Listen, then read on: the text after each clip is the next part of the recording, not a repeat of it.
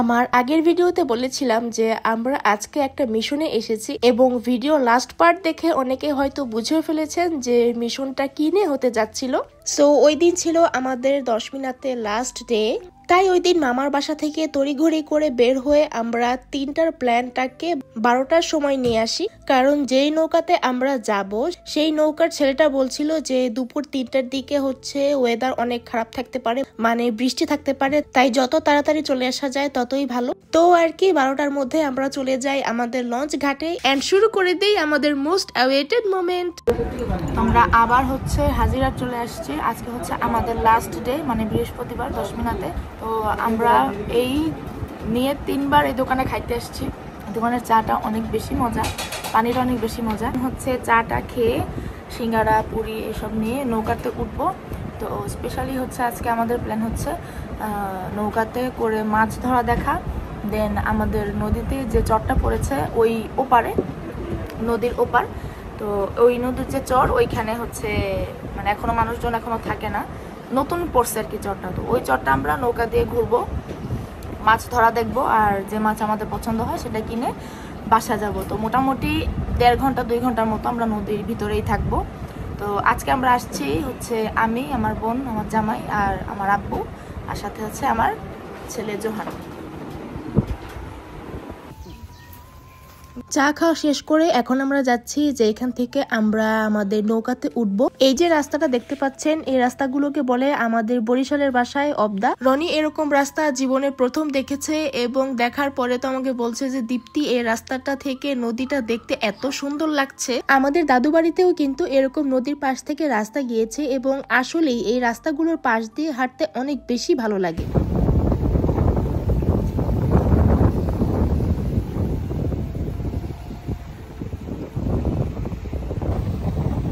কি সুন্দর রনি, হ্যাঁ তোমার যাইতে মন চায় এখান থেকে?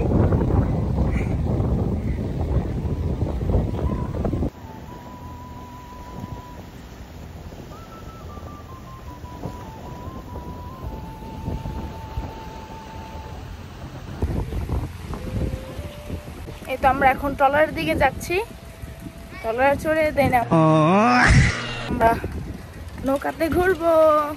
তো এখন আমরা নদীর পাড় ধরে হেঁটে হেঁটে যাচ্ছি ট্রলারের দিকে। ট্রলারটা আমাদের আরো সামনে হচ্ছে পার্ক করা নদীর মধ্যে, ওইটা করে দেন আমরা নদীতে যাব। আর সাইড ধরে হাঁটতে এত মজা লাগতেছে, নদীর পাড় ঘেঁষে হচ্ছে সুন্দর সুন্দর খেজুর গাছ, তাল গাছ, দারুণ, মানে নদীর বাতাসটা।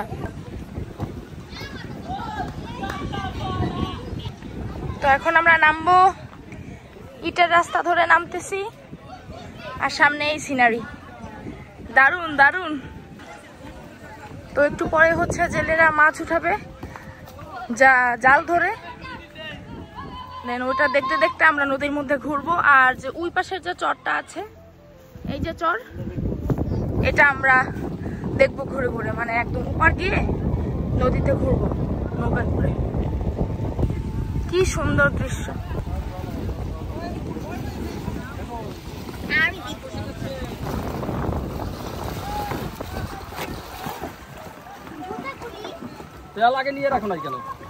আমরা নৌকাতে উঠে গেছি অলরেডি, রনি দাঁড়ায় আছে, বসতেছে না।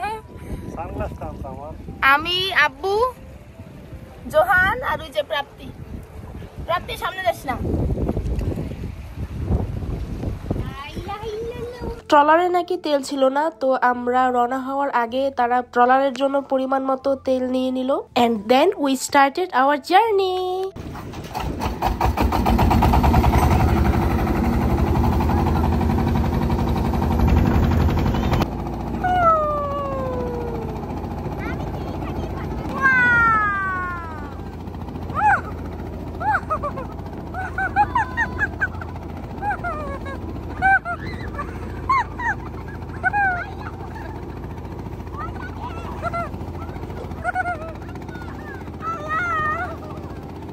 ভাই ট্রলার ছাড়ার পরে আমরা এত পরিমাণে ভয় পাইছি, মানে নদীতে অসম্ভব লেভেলের ঢেউ ছিল, আর ঢেউতে পুরা নৌকা আমাদের দুলছিল লিটারেলি।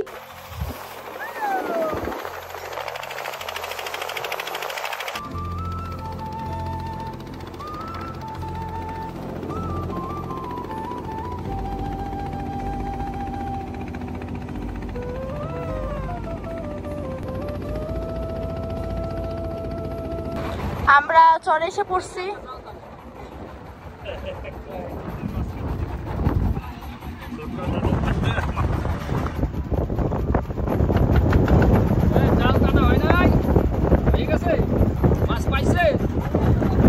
মাছ পাইছেন একটা?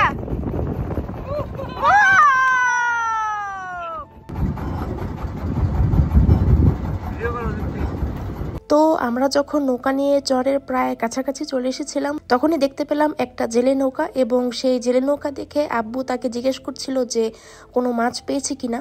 তো জেলে বলল যে তার জালে মাত্র একটা ইলিশ মাছ উঠেছে এবং সেটা ছিল অনেক ছোট, ঝাটকা ইলিশ, এবং ঝাটকা ইলিশ আমরা ওনার থেকে কিনবো না, আর উনিও এটা তার নৌকাতে রাখবে না।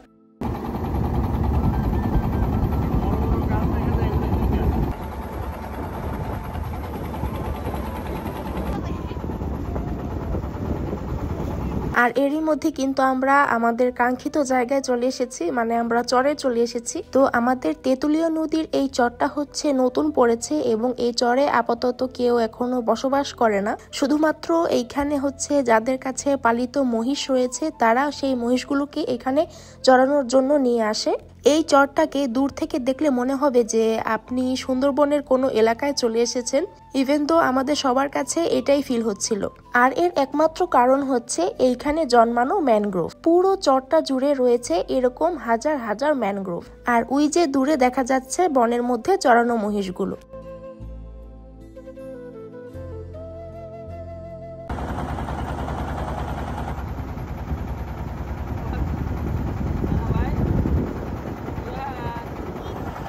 চরের চারদিকে ঘুরতে ঘুরতে এখন আমরা দেখলাম সামনেই রয়েছে একটা ছোট ক্যানালের মতো। এখন আমরা সবাই মিলে ওইখানে যাব এবং চরের ভিতরটা একটু ঘুরে ঘুরে দেখব। এখন আমি আপনাদেরকে একটা ইন্টারেস্টিং জিনিস দেখাই। এই যে জিনিসটা দেখতে পাচ্ছেন, এই জিনিসটাকে দেখে আমরা এত পরিমাণ ভয় পেয়ে যাই। আমরা প্রথমে মনে করেছিলাম যে মানে এটা একটা কুমির, মানে সিরিয়াসলি মানে উপর থেকে দেখে এরকমই মনে হচ্ছিল। আর মনে হওয়াটা কিন্তু স্বাভাবিক, কারণ চারপাশের এলাকা দেখে মনে হচ্ছে আমি সত্যি সত্যি সুন্দরবনে চলে গিয়েছিলাম। কি মাছ পাইছেন? মাছ পাইছেন কোনো? না, আল্লাহ আল্লাহ আল্লাহ।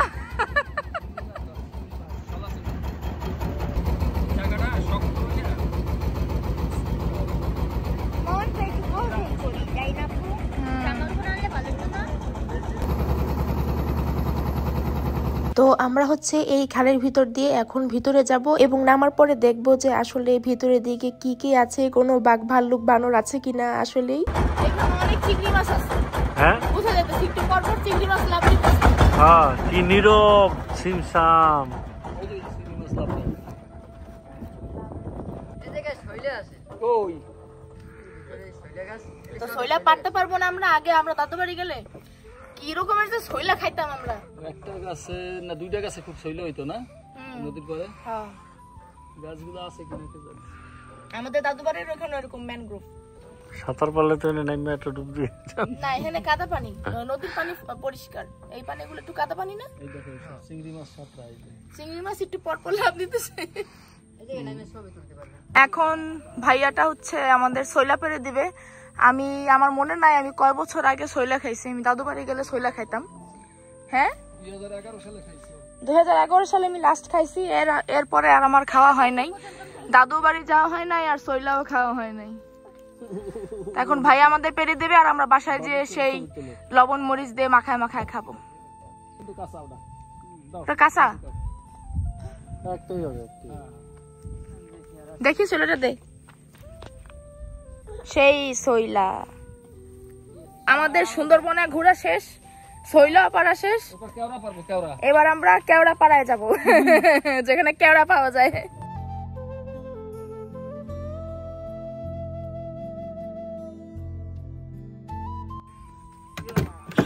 আমার উপরেই তো পড়তা।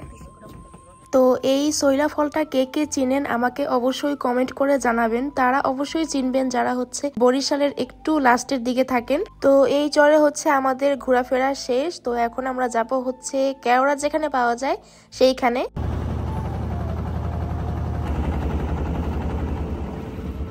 তো আমরা হচ্ছে ওপার থেকে এপারে চলে আসি কেওড়া পাড়ার জন্য, কিন্তু আসার পরে দেখলাম যে ওখানে নামার কোনো স্কোপই নেই। এই কারণে আমাদের সবার একটু মন খারাপ হচ্ছিল যে আমরা কেওড়া পারতে পারলাম না। তো সেই জন্য ভাইয়াটা বললো যে আপু আপনাদেরকে আমরা একটু সামনে নিয়ে যাই, সামনের দিকে আরো সুন্দর একটা জায়গা আছে।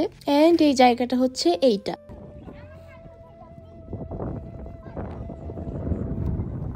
রনি, তোমার কেমন লাগতেছে? নাইস, দারুন, তোমার আশা সার্থক। তুমি এজন্যই আসছো নাকি? আমার যে মনপুরা মুভি যে দেখছিলাম না, মনপুরার কথা মনে হচ্ছে। মনপুরা এরকম খালি পায়ে হাঁটতে ভালো লাগছে না? হ্যাঁ, দারুণ।